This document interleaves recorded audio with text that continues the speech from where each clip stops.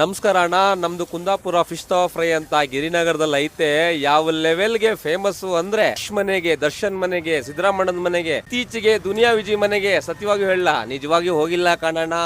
ಇಲ್ಲೇ ಡೌನ್ ನಲ್ಲಿರೋ ಶೆಟ್ರು ಮನೆಗೆ ಹೋಗೈತೆ, ಎದುರುಗಡೆ ರೋಡ್ ನಲ್ಲಿರೋ ಭಟ್ರು ಮನೆಗೆ ಹೋಗೈತೆ. ಭಟ್ರು ಅಂದ್ರೆ ಆಮೇಲೆ ಬ್ರಾಹ್ಮಣರು ಅನ್ಕೋಬಿಟ್ಟಿ ಅಣ್ಣ. ನಮ್ ಮಟನ್ ಬಿರಿಯಾನಿಗೆ ಫೇಮಸ್ ಅಡ್ಗೆ ಭಟ್ರು ಅಣ್ಣ ಅವರು, ನಮ್ ಗೌಡ್ರು.